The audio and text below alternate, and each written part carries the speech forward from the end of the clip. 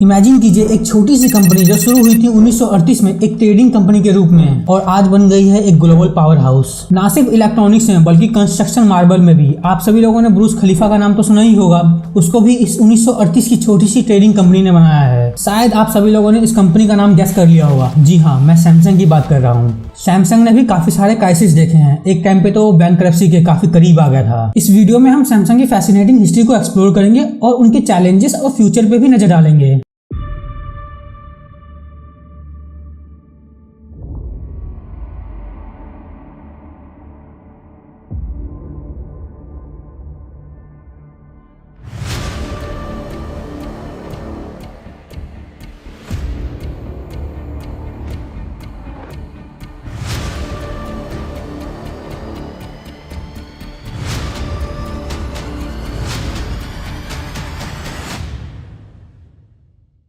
Samsung की कहानी एक सपने की तरह है। एक छोटी सी ट्रेडिंग कंपनी से लेकर दुनिया के सबसे बड़े टेक्नोलॉजिकल जायंट बनने तक का सफर। ये सफर शुरू होता है 1 मार्च 1938 को, जब ली ब्यूंग चुल ने साउथ कोरिया के शहर देगू में सैमसंग संगहो की स्थापना की। सैमसंग का कोरिया में मतलब 3 स्टार है, जो पावरफुल और एवरलास्टिंग का प्रतीक है। और ये ली की सोच को दर्शाता है कि ये कंपनी मुश्किलों के बीच जिंदा रहेगी और आगे बढ़ेगी। शुरुआत में सैमसंग एक ग्रोसरी स्टोर था जो लोकल प्रोडक्ट्स जैसे फिश और नूडल्स को चाइना और मंचूरिया को एक्सपोर्ट करता था। लेकिन उस समय के हालचाल कुछ अलग ही लेवल के थे। जापानीज कॉलोनियल का दबाव और वर्ल्ड वॉर सेकंड की आहट हर तरफ महसूस की जा रही थी। जापानीज अथॉरिटीज के ऑपरेसिव रूल्स ने लोकल बिजनेसेस के लिए कई सारी मुश्किलें खड़ी कर रखी थी, जैसे स्ट्रिक्ट रेगुलेशंस और वॉर एफर्ट्स के लिए जबरदस्ती की डिमांड। फिर भी ली ब्यूंग चुल के स्ट्रेटेजिक सोच और विजन ने सैमसंग को अडेप्ट और आगे बढ़ने का रास्ता दिखाया। 1940 के आखिरी तक जब कोरिया जापान से आजाद हुआ, तब सैमसंग ने अपने ऑपरेशंस काफी डाइवर्सिफाई किया। टेक्सटाइल और फूड प्रोसेसिंग जैसे नए सेक्टर्स में एंट्री की। और फिर आई कोरियन वॉर जो 1950 से 1953 तक चली, जो साउथ कोरिया के लिए एक दुख भरा समय था, लेकिन ट्रेडिंग कंपनीज के लिए कई सारी अपॉर्चुनिटी लेके आया था। बुसान में यूएस मिलिट्री फोर्सेस के इन्फ्लक्स से सैमसंग को नए गुड्स और सर्विसेज का मार्केट मिला, जो उस टर्बुलेंट टाइम पे भी फ्लोरिश करने का मौका बन गया। 1950 के दौरान सैमसंग ने नए बिजनेस एक्वायर करने और नए इंडस्ट्रीज में घुसने की स्ट्रेटेजी बनाई। 1969 में सैमसंग इलेक्ट्रॉनिक्स की स्थापना हुई, जिसमें उन्होंने ब्लैक एंड व्हाइट टीवी बनाई।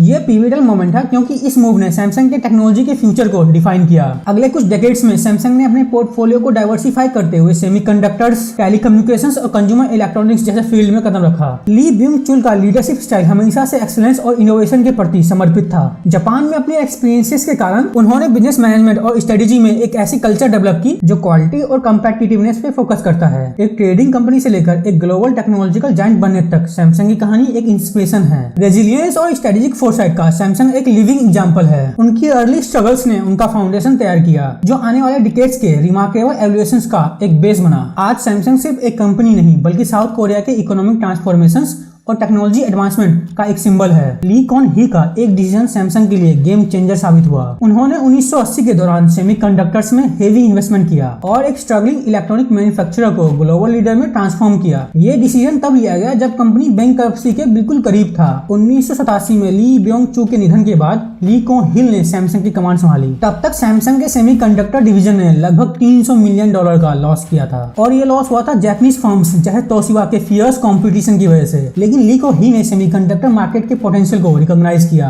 फरवरी 1983 में ली को ही ने टोक्यो डिक्लेरेशन के दौरान एक एम्बिशियस प्लान अनाउंस किया, जिसमें उन्होंने सैमसंग को डायनामिक रैंडम एक्सेस मेमोरी यानी DRAM सेक्टर का मेजर प्लेयर बनने का टारगेट रखा। इस डिसीजन में काफी रिस्क था क्योंकि कंपनी उस समय अपने पुराने लॉसेस को रिकवर कर रही थी। ली ने अपनी स्ट्रेटेजी एग्जीक्यूट करने के लिए कुछ एग्रेसिव स्टेप लिए। उन्होंने राइवल कंपनी के टॉप इंजीनियर्स को अट्रैक्ट करने के लिए लुक्रेटिव सैलरी ऑफर की, खासकर तोशिबा के इंजीनियर्स को टारगेट किया। इस मूव ने सैमसंग के टेक्निकल एक्सपर्टीज को काफी बूस्ट किया। सैमसंग ने इकोनॉमिक डाउनटर्न के दौरान भी अपने कैपिटल एक्सपेंडिचर्स को और बढ़ाया। ये काउंटर साइक्लिकल इन्वेस्टमेंट सैमसंग को क्रिटिकल मोमेंट पर प्रोडक्शन रैंप अप करने का एडवांटेज दिया। 1980 के एंड तक यूएस सैंक्शंस ने जापानीज सेमीकंडक्टर्स एक्सपोर्ट्स पर रिस्ट्रिक्शंस लगाई, जो सैमसंग के लिए एक बड़ा अपॉर्चुनिटी बन गया। उस टाइम जापानीज कंपनीज जैसे तोशिबा टैरिफ्स के साथ जूझ रही थी, और सैमसंग ने अपने DRAM प्रोडक्ट्स को एग्रेसिवली मार्केट करके इस गैप को फिल किया। 1984 में सैमसंग ने अपना पहला 64 के DRAM चिप लॉन्च किया, जो जापानीज कॉम्पिटिटर्स के साथ टेक्नोलॉजी के गैप को सिग्निफिकेंटली रिड्यूस करने में सफल रहा। मिड 90s तक सैमसंग ने सेमीकंडक्टर इंडस्ट्रीज में एक डोमिनेंस फोर्स के रूप में खुद को स्टैब्लिश कर लिया था।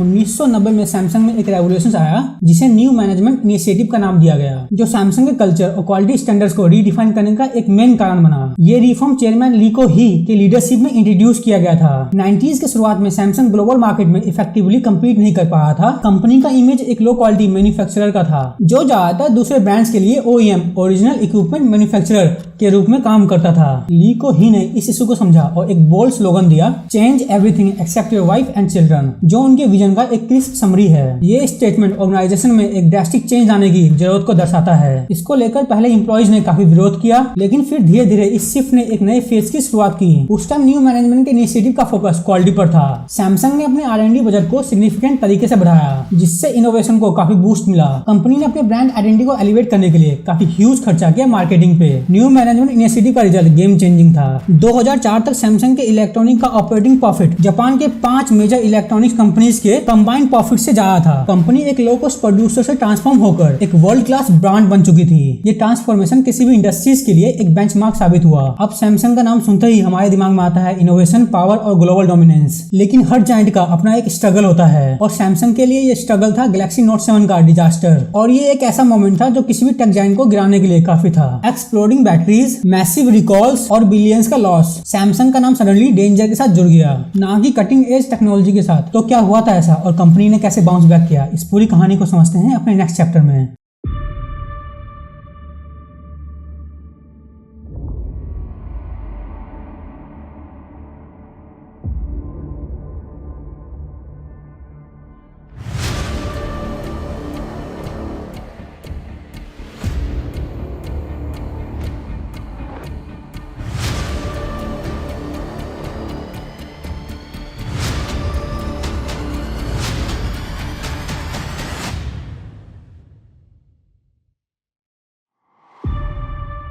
19 अगस्त 2016 सैमसंग ने गैलेक्सी नोट 7 लॉन्च किया। ये सिर्फ एक और स्मार्टफोन नहीं था, ये फ्लैगशिप स्मार्टफोन के स्टेटमेंट के साथ लॉन्च किया गया था। आइरिस स्कैनर और स्टनिंग डिस्प्ले जैसे फीचर्स के साथ ये डिवाइस मार्केट को बिल्कुल बदलने वाला था। लेकिन रिलीज के कुछ दिनों बाद ये रिपोर्ट आने लगी कि डिवाइस में आग लग रही है। जो प्रोडक्ट सैमसंग की जीत होने वाला था वो अब एक नाइटमेयर बन गया। सितंबर 2016 में कंपनी को फर्स्ट टाइम अपने सारे प्रोडक्ट रिकॉल करना पड़ा, जो हर किसी के लिए एक शॉक था। लेकिन चीजें बेहतर नहीं हुई, उल्टा और बढ़ गई, और कंपनी ने जिन डिवाइस को रिप्लेस किया था उसमें भी आग लगने लगी। और अक्टूबर 2016 तक कंपनी को इस डिवाइस के प्रोडक्शन को बंद करने का डिसीजन लेना पड़ा। ये सिर्फ टेक्निकल प्रॉब्लम नहीं थी, ये प्रॉब्लम्स ऑफ चेन बन गई थी, और इसका फाइनेंशियल लॉस काफी खतरनाक था। जब इन्वेस्टिगेशन हुई तब पता चला कि गैलेक्सी नोट 7 के बैटरी फेलियर के पीछे दो मेन रीजन थे। डिजाइन फ्लो, सैमसंग SDI जो बैटरी सप्लाई कर रहा था उसने एक क्रिटिकल इशू को इग्नोर किया। बैटरी के पॉजिटिव और नेगेटिव टैप प्रेशर के नीचे ब्रेक डाउन कर सकते थे, जिसकी वजह से शॉर्ट सर्किट होता था, और ये ओवर हीटिंग और फायर का रीजन बन गया। दूसरा है मैन्युफैक्चरिंग डिफेक्ट। जब फर्स्ट बैच रिकॉल हुई तो सेकंड सप्लायर की बैटरीज में भी आग लगने लगा।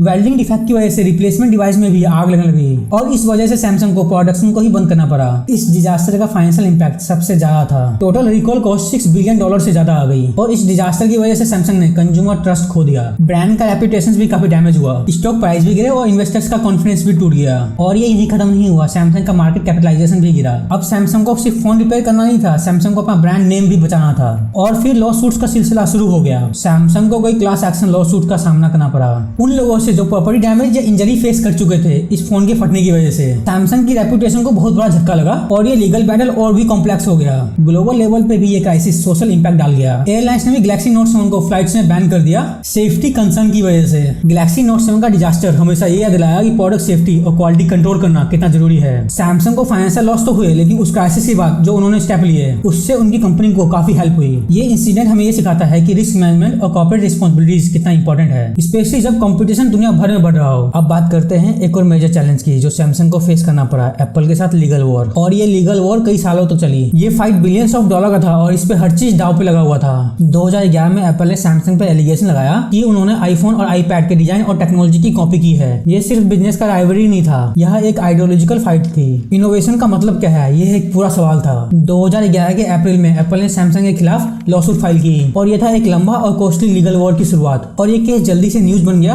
और अगस्त 2012 में एप्पल ये केस जीत गया और जूरी ने $1 बिलियन से ज्यादा डैमेज दिया सैमसंग को। और ये एक ह्यूज विन था एप्पल के लिए, एक सिंबॉलिक विन। लेकिन ये केस यहीं नहीं रुका, क्योंकि सैमसंग भी अपनी तरफ से अपील कर रहा था। 2018 तक ये लीगल बैटल चलती रही। मई 2018 में एक कोर्ट ने सैमसंग को $539 मिलियन पे करने का ऑर्डर दिया एप्पल के डिजाइन पेटेंट को इन्फ्रिंज करने के लिए। यह एक बड़ा हिट था सैमसंग के लिए। लेकिन सैमसंग ने यह आर्ग्यूमेंट रखा कि डैमेज सिर्फ उनके स्पेसिफिक कंपोनेंट्स के लिए होना चाहिए, ना कि पूरे डिवाइस के प्रॉफिट के लिए। केस ने नया ट्विस्ट लिया और ये बैटल लंबी चली। आखिरकार 2018 में दोनों कंपनीज ने सेटलमेंट कर लिया। टर्म्स डिस्क्लोज नहीं किए गए, लेकिन इस सेटलमेंट से ये बात क्लियर हो गई कि दोनों कंपनी को समझ में आ गया कि उनका म्यूचुअल कोलैबोरेशन ही बेनिफिशियल हो सकता है, ना कि लॉन्ग लिटिगेशंस। एप्पल और सैमसंग के लीगल वॉर ने पूरे टेक इंडस्ट्रीज को शेप दिया। इंटेलेक्चुअल प्रॉपर्टीज के प्रोटेक्शंस को ज्यादा इंपॉर्टेंट दी गई और कंपनी अपनी इनोवेशंस को पेटेंट करने में ज्यादा डिलिजेंट हो गई। एप्पल और सैमसंग के बीच का ये लीगल बैटल सिर्फ एक कॉर्पोरेट क्लैश नहीं था, ये इनोवेशंस, कॉम्पिटिशंस और सर्वाइवल का स्ट्रगल था। दोनों कंपनीज को ये बात समझ में आ गई, चाहे वो कितना ही फाइट्स करें, दोनों के पास एक दूसरे से सीखने के लिए बहुत कुछ है।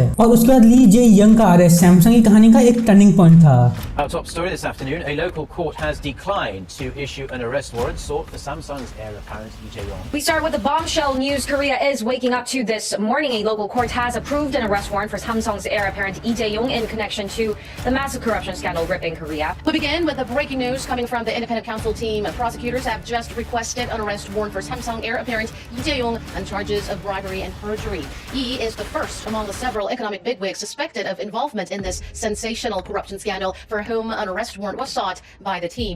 Lee is accused of providing President Park Geun-hye's confidant Choi Soon-sil. Samsung के चेयरमैन ली जे यंग का अरेस्ट 2017 में हुआ और ये सिर्फ सैमसंग नहीं बल्कि साउथ कोरिया के पूरे कॉर्पोरेट लैंडस्केप को हिला दिया। उनकी कन्विक्शन ने सैमसंग के इमेज और ऑपरेशन पे गहरा असर डाला। फरवरी 2017 में ली जे यंग को अरेस्ट कर लिया गया और ये अरेस्ट करप्शन स्कैंडल का एक बड़ा हिस्सा था, जिसमें साउथ कोरिया के प्रेसिडेंट पाक गू ही और उनके क्लोज कॉन्फिडेंट चॉय सू सील का नाम आया। ये केस ली के ऊपर ब्राइबरी का था। उनके ऊपर इल्जाम था कि उन्होंने प्रेसिडेंट पाक को लगभग $38 बिलियन का ब्राइब दिया है ताकि गवर्नमेंट सपोर्ट मिल सके उनके कंट्रोवर्शियल मर्जर के लिए, जो सैमसंग के दो एफिलिएट्स को एक साथ लाने के लिए जरूरी था। इस मर्जर से ली को उनके फादर के इलनेस के बाद कंपनी पे पूरा कंट्रोल करने में मदद मिलती। अगस्त 2017 में ली को ब्राइबरी, एम्बर्जमेंट और क्रिमिनल प्रोसेस को छुपाने जैसे चार्ज में गिल्टी पाया गया। उन्हें 5 साल की जेल की सजा मिली, जो साउथ कोरिया के कॉर्पोरेट कल्चर को देखते हुए एक शॉकिंग मूव था। चियोबॉल्स के लीडर्स को ऐसे सीवियर कॉन्सिक्वेंसेस का सामना पहले कभी नहीं करना पड़ा था। ये सजा पब्लिक परसेप्शन को चेंज कर रही थी और लोगों को ये देखने को मिला कि चियोबॉल्स के लीडर्स अपने पर्सनल इंटरेस्ट को देश के इंटरेस्ट के ऊपर रखते हैं। ली जे यंग के अरेस्ट के बाद सैमसंग के इमेज पे जो इम्पैक्ट था वो बहुत बड़ा था। इस स्कैंडल ने साउथ कोरिया सोसाइटी में चियोबॉल्स के इन्फ्लुएंस को एक्सपोज कर दिया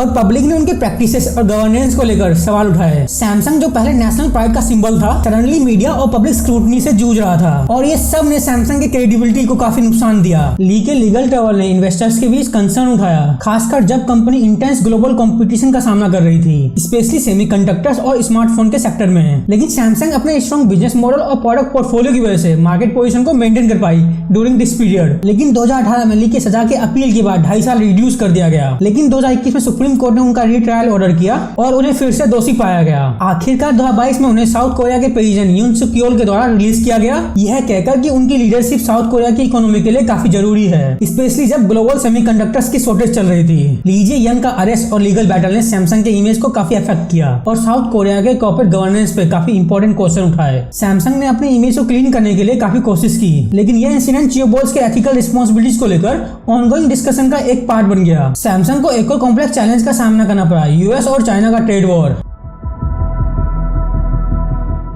इस ट्रेड वॉर ने सैमसंग को डायरेक्टली इंपैक्ट किया, खासकर सेमीकंडक्टर्स और टेक्नोलॉजी के सेक्टर में। इसने ग्लोबल सप्लाई चेन को बदल दिया और मार्केट डायनामिक्स को रीसेट किया। यूएस और चाइना के ट्रेड वॉर की शुरुआत 2018 में हुई, जब ट्रम्प एडमिनिस्ट्रेशन ने चाइनीज गुड्स पे टैरिफ लगाए। ये टैरिफ इंटेलेक्चुअल प्रॉपर्टीज एक्ट और अनफेयर ट्रेड प्रैक्टिस को लेकर लगाए गए। ये कॉन्फ्लिक्ट जहाँ इंटेंस हो गया, स्पेशली टेक्नोलॉजी और सेमीकंडक्टर्स जैसे क्रिटिकल इंडस्ट्रीज पे, जो सैमसंग जैसे कंपनीज के लिए बहुत जरूरी था। सैमसंग को सप्लाई चेन डिस्ट्रप्शन फेस करना पड़ा। चाइना से रॉ मटेरियल्स और कंपोनेंट्स के कॉस्ट बढ़ गए और सप्लाई चेन में डिले आने लगी। इसका रिजल्ट 2023 में साउथ कोरिया के सेमीकंडक्टर्स एक्सपोर्ट्स पे चाइना को सिग्निफिकेंटली कम होता हुआ दिखा। इस ट्रेड वॉर ने सैमसंग को अपनी मार्केट स्ट्रेटेजी को रिकंसीडर करने पे मजबूर किया। जब हुआवे पर यूएस ने सीवियर रिस्ट्रिक्शन लगा दिए तो सैमसंग को काफी फायदा हुआ, क्योंकि हुआवे का मार्केट शेयर गिर गया। लेकिन ये फायदा अपने साथ कुछ चैलेंजेस भी लाया, जैसे जियोपॉलिटिकल शिफ्ट के साथ कॉम्पिटिशन कंपटीशन का बढ़ना। सैमसंग ने अपने मैन्युफैक्चरिंग कैपेबिलिटीज को डाइवर्सिफाई करना शुरू कर दिया और यूएस गवर्नमेंट ने साउथ कोरिया की कंपनीज को अपने डोमेस्टिक ऑपरेशन बढ़ाने के लिए सब्सिडीज ऑफर की। ये यूएस और साउथ कोरिया के बीच के रिलेशन को स्ट्रॉन्ग करने के लिए था और चाइनीज सप्लाई चेन पे डिपेंडेंसी को रिड्यूस करने के लिए। सैमसंग ने जियोपॉलिटिकल टेंशन को हैंडल करने के लिए कुछ की स्ट्रेटेजी अपनाई। चाइना से अपनी डिपेंडेंसी कम करते हुए सैमसंग ने इंडिया और वियतनाम जैसे मैन्युफैक्चरिंग हब्स में अपना इन्वेस्टमेंट बढ़ाया। सैमसंग ने अमेरिकन कंपनीज और गवर्नमेंट एंटिटीज के साथ अपनी पार्टनरशिप को और स्ट्रॉन्ग किया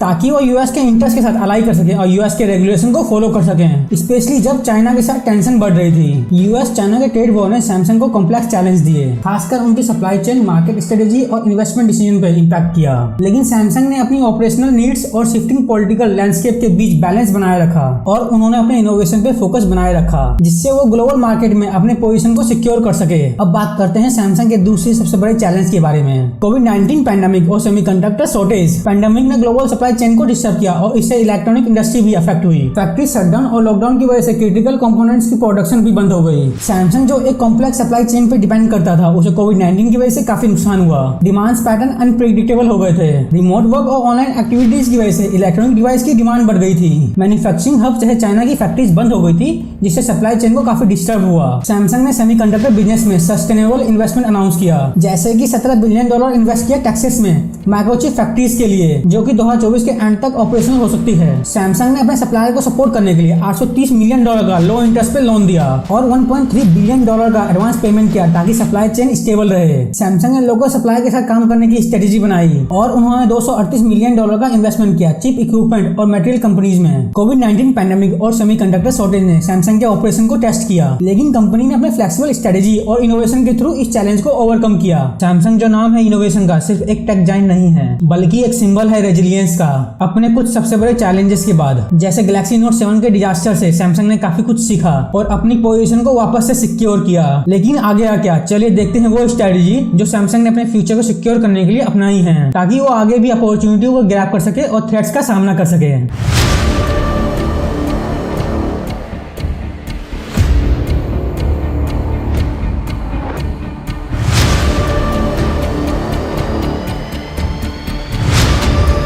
अब जो सैमसंग ने स्टेप लिए हैं वो सिर्फ इमीडिएट इशू को सॉल्व करने के लिए नहीं थे, बल्कि वो उनके फ्यूचर सेफ्टी के लिए भी था। सैमसंग ने रूट कॉज एनालिस्ट लॉन्च की, जिसमें इंडिपेंडेंट लैब्स और बैटरी मैन्युफैक्चरर के साथ कोलैबोरेट किया। उन्होंने डिजाइन और मैन्युफैक्चरिंग फ्लो को आइडेंटिफाई किया जो अल्टीमेटली बैटरी फेलियर की वजह बने। फिर सैमसंग ने बैटरी टेस्टिंग प्रोसेस को इनहेंस किया और strict quality control measures implement किए ताकि फ्यूचर प्रोडक्ट्स में कोई इशू ना आए। ये सब स्टेप सिर्फ ट्रस्ट रीबिल्ड करने के लिए नहीं थे, बल्कि कंपनी को स्ट्रॉन्ग बनाने के लिए थे। क्राइसिस के बाद सैमसंग को ट्रस्ट रीबिल्ड करना था, ना कि सिर्फ एक नया प्रोडक्ट लॉन्च करना था। उन्होंने अपने ब्रांड के इमेज को न्यू डायरेक्शन दिया। मार्च 2017 में सैमसंग ने गैलेक्सी S8 लॉन्च किया, जो सिर्फ एक फोन नहीं, एक स्टेटमेंट था। गैलेक्सी S8 ने इनोवेटिव फीचर्स और डिजाइन इंप्रूवमेंट को शोकेस किया और साइलेंटली नोट 7 के लेसन्स को हाईलाइट किया। सैमसंग ने मार्केट को यह मैसेज दिया कि उन्होंने जो भी सीखा वो आगे से बेहतर प्रोडक्ट बनाने में यूज होगा। कंपनी ने इंटरनली भी कल्चर शिफ्ट को रिकॉग्नाइज किया। सैमसंग ने अपने इंटरनल प्रोसेस को अकाउंटेबिलिटी और इनोवेशन के लिए चेंज किया और लीडर से ये समझा कि रिस्क टेकिंग और कंटिन्यूअस इंप्रूवमेंट जरूरी है फ्यूचर के क्राइसिस के लिए। और अगर सैमसंग को अपना फ्यूचर सिक्योर करना है तो AI, आर्टिफिशियल ऑफ इंटेलिजेंस और IoT, internet of things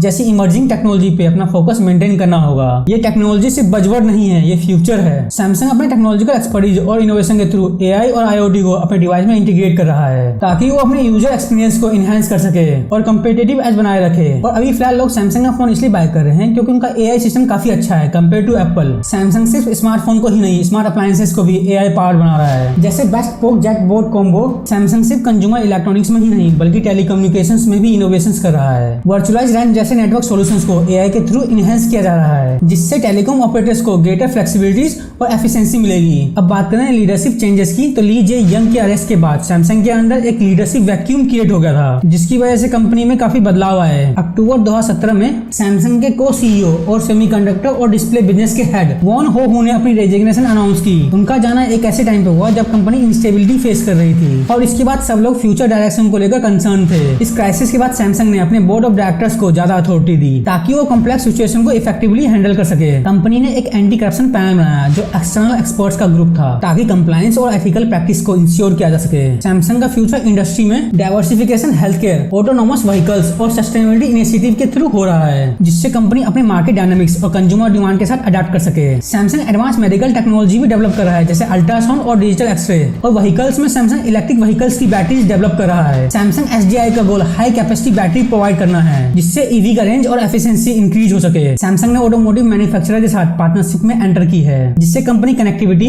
infotainment system और सेफ्टी को इनहेंस कर सकेगी। सैमसंग रिन्यूएबल एनर्जी सोर्स और एनर्जी एफिशिएंट टेक्नोलॉजी में इन्वेस्ट कर रहा है, जो कंपनी के कार्बन फुटप्रिंट को रिड्यूस करने में काफी मदद करेगा। थैंक यू सो मच, आप सभी लोगों ने इस वीडियो को यहाँ तक देखा। ये था हमारा डिटेल केस स्टडी सैमसंग के ऊपर। ये वीडियो कैसी लगी प्लीज कमेंट बॉक्स में जरूर बताइएगा, और इस वीडियो के जितने भी रिसर्च लिंक है वो सभी आप सभी लोगों को डिस्क्रिप्शन बॉक्स में मिल जाएगा। Thank you for watching.